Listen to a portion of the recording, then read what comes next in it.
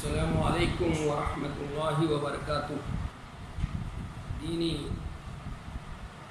بھائیوں اور بہنوں اور عزیز طالبات،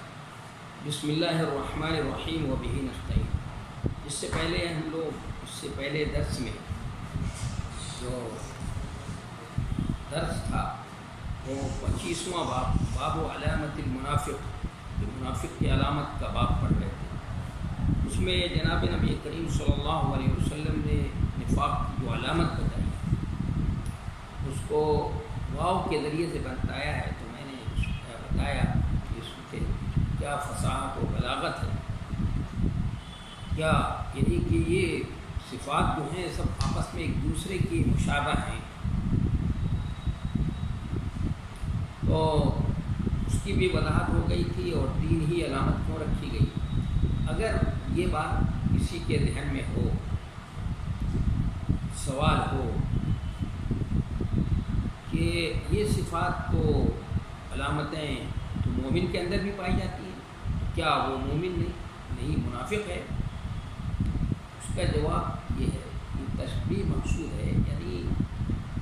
کہ یہ اس طرح کی صفت والا جو ہے، ان صفات سے جو بھی متصف ہوگا وہ منافقوں کی طرح ہوگا۔ اور یہ بھی بتا دیا تھا کہ نفاق کی دو قسمیں ہیں، نفاق اعتقادی ہوتا ہے، ایک عملی نفاق۔ تو یہاں حدیث میں جو صفت بیان کی گئی عملی نفاق مراد ہے، یہ ظاہر نہیں مراد ہے بلکہ اس سے تحذیر اور تشدید مراد ہے۔ تحذیر ہے، تحذیر ہے، ڈرانا ہے، سے وہ شخص مراد ہے جو ان خصلتوں کا عادی ہو۔ میں نے بتایا تھا کہ اذا حدث یعنی اس کی طبیعت ثانیہ بن جائے۔ ایک مسلمان ہے، انسان ہونے کے ناطے اگر ایک مرتبہ کسی وجہ سے جھوٹ بول دیا تو یہ نہیں ہے، بلکہ اس کی طبیعت ثانیہ بن جائے، اس سے وہ شخص مراد ہے جو ان خصلتوں کا عادی ہو جائے، اس کی طبیعت ثانیہ بن جائے۔ جب بھی کوئی بات کہے تو اس میں، جب بھی کوئی امانت رکھی جائے اس میں خیانت کرے، جب بھی کسی سے جھگڑا کرے تو گالی گلوچ پر اتر آئے، یہ اس کی طبیعت ثانیہ بن جائے۔ اور ایک جواب اور بھی دیا جا سکتا ہے کہ اس سے استغفاف اور تعاون مراد ہے، یعنی جو شخص نفاق کی علامتوں کو حقیر اور معمولی جانے اور ان کے ساتھ متصل رہے تو وہ فاسق اعتقاد مانا جائے گا اور پکا منافق ہوگا۔ یہ تو جواب اس وقت ہوگا یہ سب جب الف لام جنس کا منافق المنافق کے اندر، اور جب الف لام عہد کا مانیں گے تو اس سے مراد آپ کے زمانے کے منافق ہوگا یا کوئی خاص منافق مراد ہوگا، یہ بھی بتایا تھا میں نے بتا۔ تو اب اس کے بعد یہ پڑھتے ہیں، اور میں نے اس سے یہ بتایا تھا کہ عملی زندگی میں ہم اس سے کیا فائدہ اٹھا سکتے ہیں، یعنی آپ صلی اللہ علیہ وسلم نے یہ علامتیں بتا دی تو ہم کو پہچاننے میں، منافقین کو پہچاننے میں تاکہ ہمیں کوئی پریشانی ہو، اور اس لیے کہ منافقین سے سب سے زیادہ شر جو ہے، نقصان،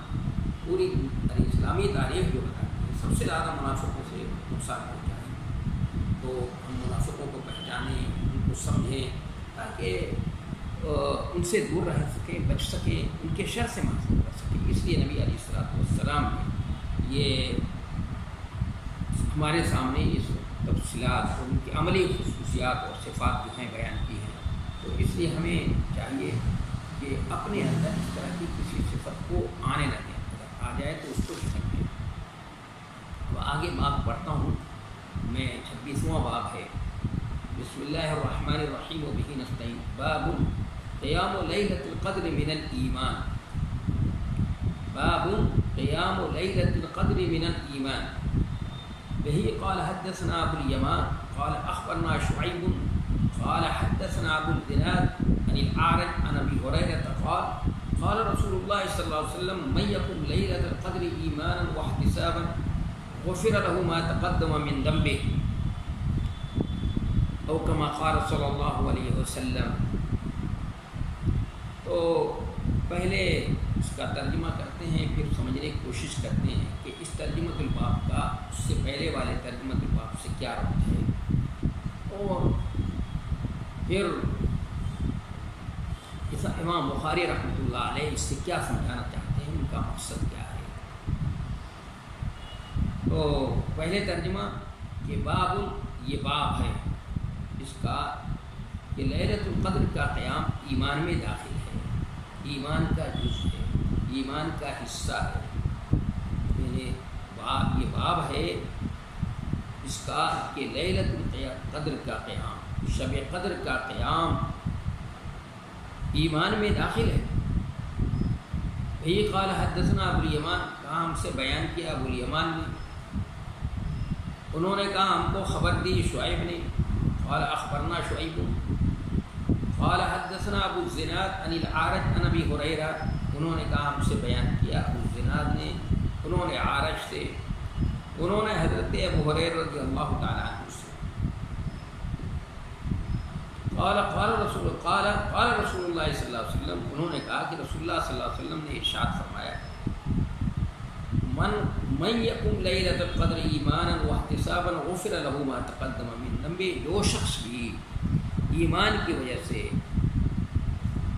ایمان کے ساتھ، ایمان کی وجہ سے اور ثواب کی نیت سے شب قدر میں قیام کرے گا تو اس کے پچھلے گناہ بخش دیے جائیں گے،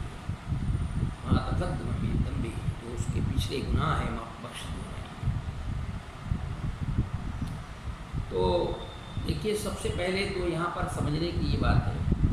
کہ یہ ترجمۃ الباب جو ہے اس سے پہلے والے سے کیا ربط ہے اس کا، تو اس کا ربط دو طریقے سے بتایا جا سکتا ہے۔ یہ دیکھیے بیچ میں کچھ جملہ معترضہ کے طور پر کچھ باب جو ہے، مثلا امام بخاری رحمۃ اللہ علیہ کفر کے درجات اور پھر نفاق کے درجات بیان کیے، اس کو اپنی بات کو مدعا کو ثابت کرنے کے لیے یہ ضمن بات آتی ہے۔ اس سے پہلے تھا بات تھی باب افشاء السلام فی العالم باب تھا، تو اس سے اس باب سے اور اس باب سے مطابقت اس طرح ہوگی، مناسبت اس طرح ہوگی کہ شب قدر میں بھی فرشتے جو ہیں، جو اللہ کی عبادت میں جو لوگ مصروف ہوتے ہیں، تو حضرت جبریل علیہ السلام کے ساتھ ایک فرشتوں کی ٹیم آتی ہے اور وہ ان کو سلام کرتے رہتے ہیں، سلام حتی مطلع الفجر، کب تک؟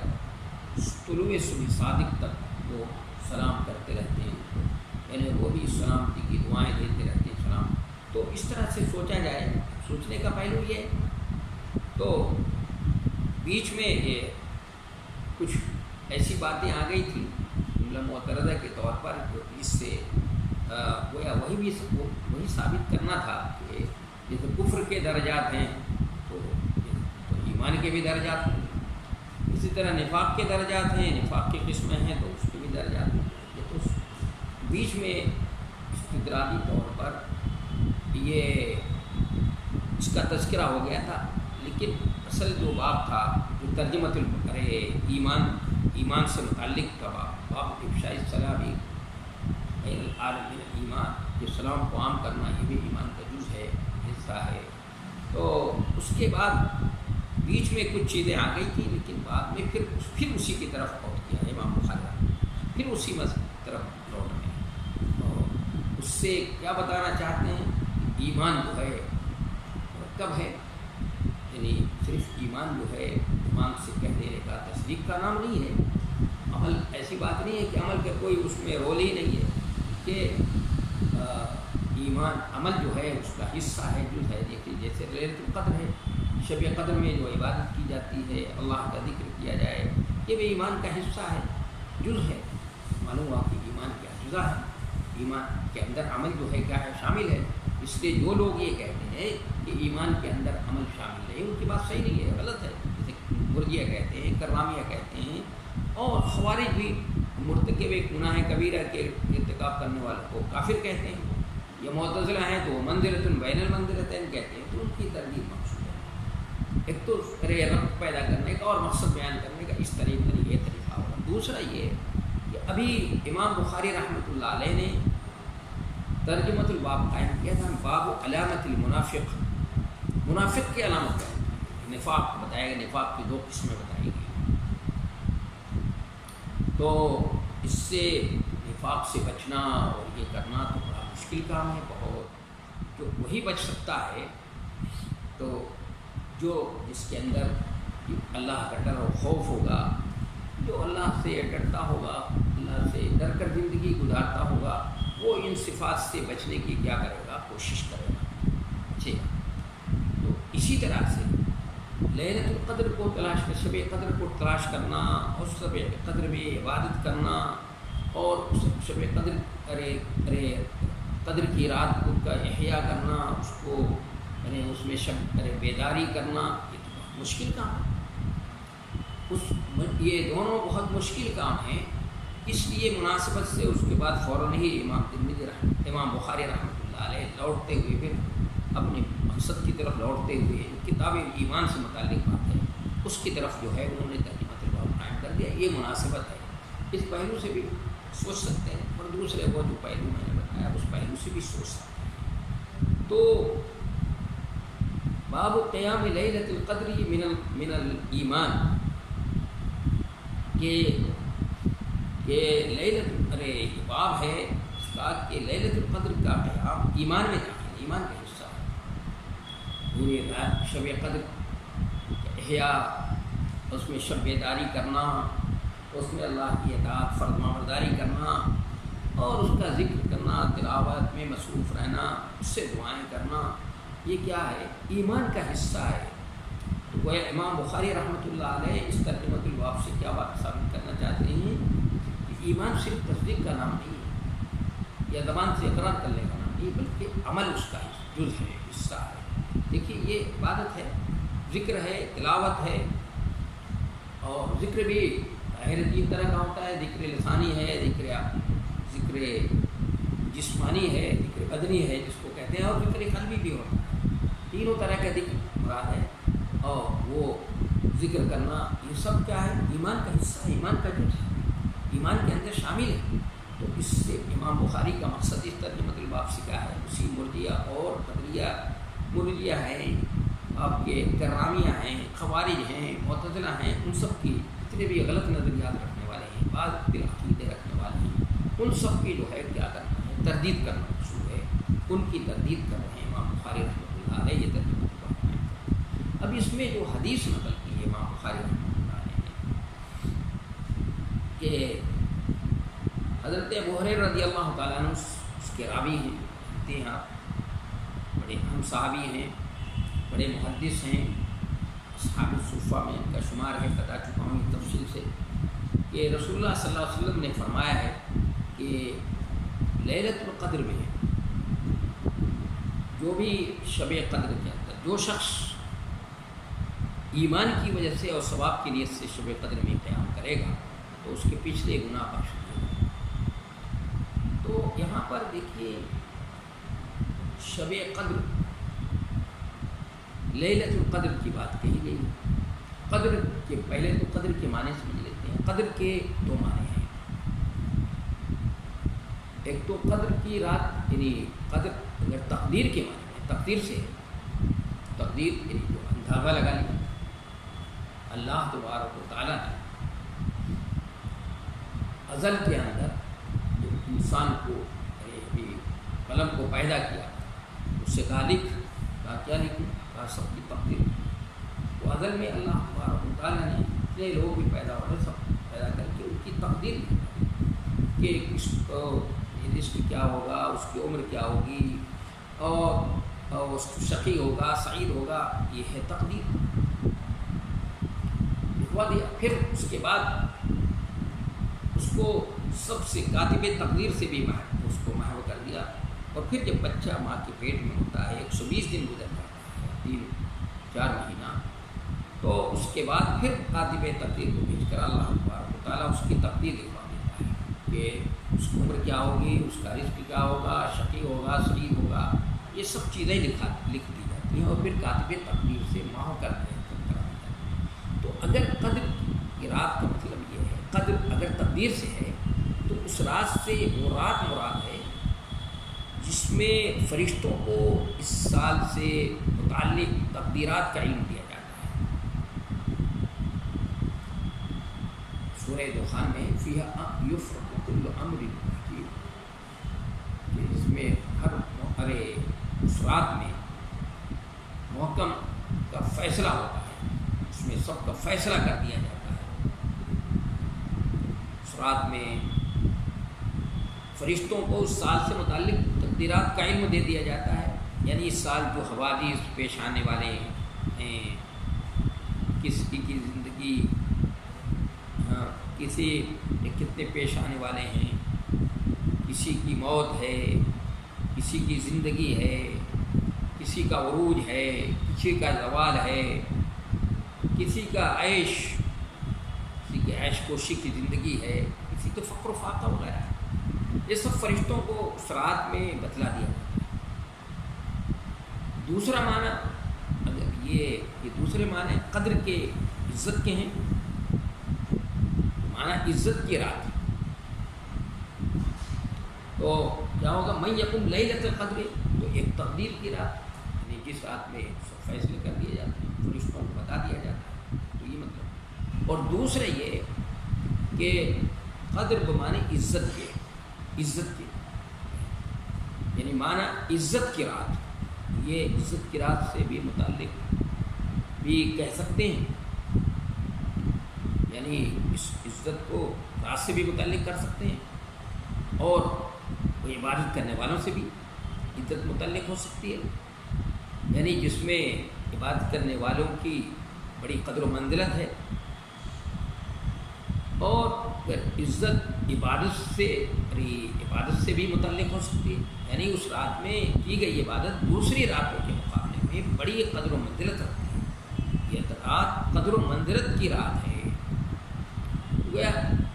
یہ دو معنی قدر کے ہو سکتے ہیں۔ تو آپ نے فرمایا کہ من یقم لیلۃ القدر، اب میں سمجھتا ہوں کہ یہ بات سمجھ میں آ گئی ہوگی کہ جو بھی قدر کی تقدیر کی رات ہو، جو شخص بھی ایمان کی وجہ سے اور ثواب کی نیت سے شب قدر میں جو شخص بھی شب قدر کے اندر ایمان اور ثواب کی نیت سے، اب اس کو بھی سمجھنے کی ایمان کی وجہ سے اور ثواب کی نیت سے قیام کرے گا تو اس کے پچھلے گناہ بخش دیے جائیں گے۔ یہ فرمایا آپ نے۔ دو شرطیں لگائی ہیں کہ رات کے احیاء جو کر رہا ہے، رات میں جو عبادت کر رہا ہے، اللہ کے ذکر کر رہا ہے، تلاوت کر رہا ہے، دو شرط، ایک تو ایمان وجہ سے کر رہا ہے، اور دوسرے احتساب کا مطلب ہے ثواب کی نیت کے ساتھ، نیت کے ساتھ۔ دیکھیے اتنی بات یہاں پر سمجھنے کی، کچھ اعمال میں صرف ایمان کی قید لگائی ہوئی ہے کہ بھائی ایمان کے ساتھ یہ کریں، اور کچھ میں صرف نیت کا تذکرہ ہے، اور جن کاموں میں مشقت ہے، بڑی پریشانی ہوتی ہے، اس میں ایمان اور نیت دونوں کا تذکرہ ہے، جیسے کہ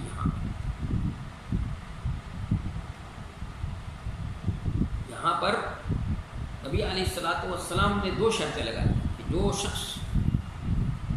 ایمان کی وجہ سے اور ثواب کی نیت سے، یعنی صرف ایمان نہیں، اللہ پر ایمان اور یقین، اللہ کے رسول پر ایمان، جو ایمان کے جو اجزاء ہیں، ارکان ہیں، اس پہ سب پہ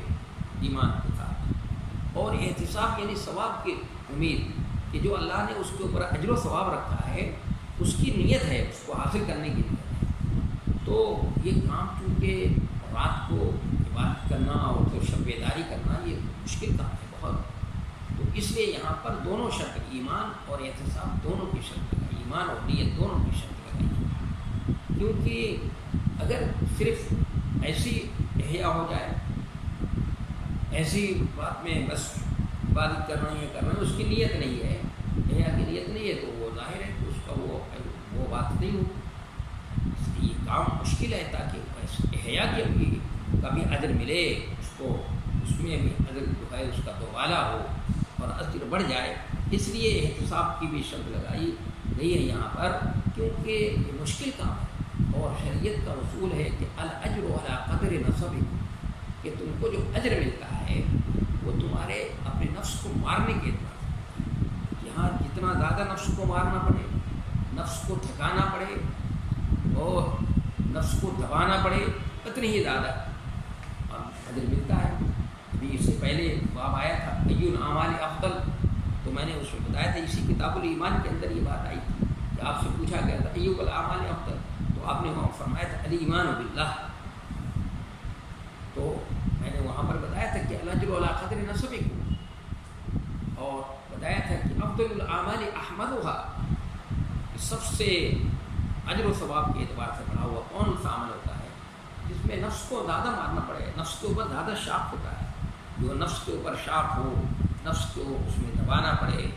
اپنے نفس کو مارنا پڑے اور دبانا پڑتا ہے، تو اس کے لیے وہ کام، اس پہ زیادہ اجر و ثواب ملتا ہے. تو یہاں پر بھی چونکہ یہ مشکل کام ہے، اس لیے یہاں پر بھی نبی علیہ السلام نے دونوں شرط، ایمان اور احتساب، اور اس کے بعد ابھی پھر رمضان المبارک کے روزے رکھنے کا تذکرہ ہوگا، وہاں پر بھی یہ دونوں شرطیں بھی ہوں گی، ایمان اور احتساب وہاں پر بھی. اس لیے کہ روزہ رکھنا یہ بھی کوئی آسان کام نہیں ہے، یہ مشکل کام ہے کہ کھانے پینے سے رک جانا، خواہشات نفس سے رکے رہنا اور اپنے نفس کو قابو میں کرنا، کنٹرول میں کرنا، یہ بھی مشکل کام ہے. اس لیے وہاں پر بھی تو لیکن اس کا اجر و ثواب کیا بتائے گا کہ یہ دو شرطوں کے ساتھ اگر کوئی یہ عمل کرتا ہے تو اس احیاء کا بھی، رات کو جو زندہ رکھ رہا ہے، رات کی شب بیداری کر رہا ہے، اس کا بھی اجر و ثواب اس کو ملے گا. تو اللہ کے رسول صلی اللہ علیہ وسلم نے فرمایا کہ اس کے پچھلے گناہ ذنب، یعنی اس عبادت کی وجہ سے اس کے پچھلے گناہ معاف ہو جائیں گے. جو بھی گناہ، چھوٹے گناہ، ذنب کا تذکرہ ہے، اس لیے کہ عربی زبان میں گناہ کے لیے 4 لفظ ہیں: ذنب، خطیہ اور سیئہ اور معصیت. میں نے اس سے پہلے بھی بتایا تھا. تو ذنب چھوٹے گناہ کو کہتے ہیں، خطیہ بھی چھوٹے گناہ کو کہتے ہیں، سیئہ اور چھوٹے اور بڑے دونوں کے لیے ہے استعمال ہوتا ہے. جیسے قرآن میں ابھی سورہ بقرہ میں اللہ تعالیٰ نے سیئہ کو شرک کے لیے بھی استعمال کیا ہے، عادت بھی سمجھا ہے. تو وہاں پر شرک مراد ہے، شرک، لیکن سیئہ بھی چھوٹے گناہوں کے لیے استعمال ہوتا ہے. لیکن معصیت کا لفظ جو ہے وہ کیا ہے، بڑے گناہ کے لیے استعمال ہوتا ہے، گناہ کبیرہ کے لیے استعمال. تو گناہ کبیرہ کی معافی تو آپ جانتے ہیں کہ توبہ کے بغیر نہیں، صرف نیک عمل کرنے سے نہیں ہوتا. تو اس نیک عمل کے وجہ سے چھوٹے چھوٹے اس کے جو گناہ ہیں، پچھلے جو بھی پچھلے گناہوں کے، اللہ تبارک و تعالیٰ اس کے بخش دے گا. اور بھی بہت سی عبادتیں ہیں، جیسے اچھے انداز سے وضو کرنا، اسباب الوضو علی المکارہ، اس سے بھی اللہ تعالیٰ گناہوں کو کیا کرتا ہے، مٹا دیتا ہے. اور کثرت الخطا الی المساجد، چل کر جانا، اور انتظار الصلاۃ بعد الصلاۃ، ایک نماز کے بعد دوسری نماز کا انتظار کرنا، یعنی قلبہ معلق بالمساجد، کہ اس کا دل مسجد سے اٹکا ہوا ہے. یہ بھی کیا ہے، یہ بھی اس سے بھی گناہوں کو اللہ تبارک و تعالیٰ کیا کرتا ہے، چھوٹے چھوٹے گناہوں کو بخش دیتا ہے، مٹا دیتا ہے. اس لیے کہ نبی علیہ السلام نے فرمایا اولا ادلکم علی ما یمحو اللہ بہ الخطایا. اور پھر وضو کے جو فضائل ہیں ترمذی کے اندر، کتاب الطہارت کے اندر، باب فضل الطہور میں حدیث بیان کی ہے امام ترمذی رحمۃ اللہ علیہ. تو اس میں بھی ہے کہ بندہ جو وضو کرتا ہے تو اپنا چہرہ دھلتا ہے، تو چہرے سے مثلاً آنکھ کے ذریعے سے جو غلط کام کیا ہے، جھوٹا، یا زبان کے ذریعے سے کیا ہے، ناک کے ذریعے سے کیا ہے، وہ سب چیز گناہ جھڑ جاتے ہیں. اور ہاتھ دھلتا ہے تو ہاتھ کے ذریعے سے جو گناہ کیا ہے وہ اس سے جھڑ جاتا ہے. پیر دھلتا ہے تو وہ گناہ جھڑ جاتا ہے. اور یہاں تک کہ وہ کہتا ہے اپنا ذنوب، گناہوں سے بالکل چھوٹے چھوٹے گناہوں سے بالکل پاک صاف. تو چھوٹے گناہ اور بھی یہ یہاں پر یہ عبادت بتائے کہ شب قدر کی عبادت سے اللہ تعالیٰ چھوٹے چھوٹے اگلے گناہوں کو بخش دیتا ہے، اس کی کتاب زندگی سے ختم کر دیتا ہے. اسی طرح سے اور بھی کام ہے، اس کے ذریعے سے بھی اللہ تبارک و تعالیٰ کیا کرتا ہے، چھوٹے چھوٹے گناہوں کو معاف کر دیتا ہے، اس کے اثرات کو زائل کر دیتا ہے، ختم کر دیتا ہے اللہ تبارک. لیکن گناہ کبیرہ کے معافی کے لیے ضروری ہے توبہ شرط ہے. اور وہ گناہ کبیرہ اگر کسی اللہ سے متعلق ہے تو 3 شرطیں، اور اگر بندے سے متعلق ہے تو 4 شرطیں ہیں. اس کی بار بار وضاحت ہو چکی ہے. تو جناب نبی کریم صلی اللہ علیہ وسلم نے یہاں شب قدر کی میں کو زندہ کرنا اور اس کو ڈھونڈنا، اس کو تلاش کرنا، کیونکہ بہت مشکل کام ہے، اس کی تعین بھی نہیں ہے. بس آپ نے یہ فرما دیا ہے کہ آخر عشرے کی، رمضان کے آخر عشرے کی تاخراتوں میں اس کو ڈھونڈو. اور بھی اس کے علاوہ بھی دوسری اور بھی روایتیں ہیں بہت سی، لیکن کم از کم رمضان المبارک کی طاق راتوں میں اس کو ڈھونڈنا اور تلاش کرنا اور ہر طاق رات کو اس میں شب بیداری کرنا ظاہر مشکل کام ہے، لیکن جو اگر کوئی کرتا ہے تو اس میں جو عبادت کر رہا ہے وہ عبادت بھی صحیح ہے، وہ عبادت کرنا والا بھی عبادت ہے، اور وہ رات بھی کیا ہے، بڑی قدر و منزلت والی رات ہے، بڑی اہم رات ہے، جس کی طرف جناب نبی کریم صلی اللہ علیہ وسلم نے کیا کیا ہے، اشارہ فرمایا ہے۔ تو میں نے اس لیے قدر کے دو معنی رکھے، اگر تقدیر کے معنی میں ہے تو اس کا مطلب یہ ہوگا، اور اگر عزت کے معنی میں ہے، قدر و قیمت کے معنی میں ہے تو اس کا مطلب یہ ہوگا۔ میں سمجھتا ہوں کہ اس سے یہ بات جو ہے